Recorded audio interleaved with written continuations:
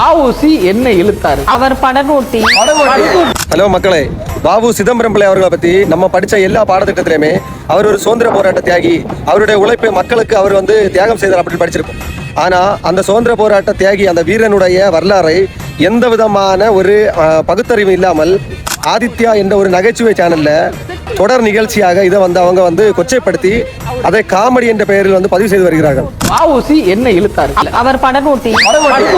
இந்த கரையில இருந்து கூட்டிட்டு போய் ஆளு அந்த பக்கம் இறங்கி விட்டு வருவாரு. கடல்ல கப்பல் இழுத்தாரு. ஹோட்டல் சாப்பிட உனக்கு கப்பல் இழுத்தாப்புல. நான் நினைச்சேன் இந்த துரியோதனன் மாதிரி பாஞ்சாலியோட சாரி எல்லாம் பிடிச்சி.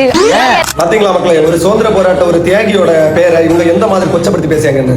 சில அரசியல்வாதிகள் பாத்தீங்கன்னா நம்ம வாவு சிதம்பரம் ஐயாவோட பேரை வச்சு அரசியல் தான் பண்றாங்களே தவிர அவருக்கு நடந்த இந்த கொடுமையை பத்தி அவங்க ஒரு வார்த்தை கூட பேசல. நீங்களே பாருங்க. தாத்தா வழக்கறிஞர், அப்பா வழக்கறிஞர், நம் பாட்டன் வாவு சிதம்பரனாரும் வழக்கறிஞர். வாவு சிதம்பரம் பிள்ளை அவர்களை பாட்டன் என்று கூறும் எந்த அரசியல் தலைவர்களும் அவருடைய வரலாற்றை சுக்குநூறாக உடைக்க முயன்ற இந்த காணொலிக்கு எந்த விமர்சனங்களும் நடவடிக்கை எடுக்க முன்வராத நிலையில் கன்னியாகுமரி மாவட்டத்தை சேர்ந்த பாஜகவினுடைய பொறுப்பாளர் திரு பொன்னார் அவர்கள் இதற்கு ஒரு அறிக்கையை வெளியிட்டுள்ளார்.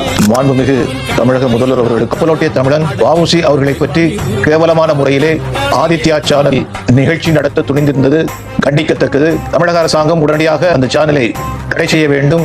வீரனின் வரலாறை வீழ்த்த நினைத்த இந்த ஆதித்யா என்ற நகைச்சுவை பக்கத்தை முற்றிலுமாக முடக்க வேண்டும் என்று பொன்னார் அவர்கள் பேசியிருக்கக்கூடிய இந்த வார்த்தையை முழு மனதோடு ஆதரிப்பதோடு வீரனுக்கு குரல் கொடுத்த இந்த மாவீரனை மனதார பாராட்டுவதோடு மக்களாகிய நீங்கள் இதை பற்றி என்ன நினைக்கிறீர்கள்? அது மட்டும் இல்லை, இதற்கு நடவடிக்கை எடுக்கப்படுமா என்பதை மறக்காம கமெண்ட் பண்ணுங்க. அனைவருக்கும் ஷேர் பண்ணி தெரியப்படுத்துங்க.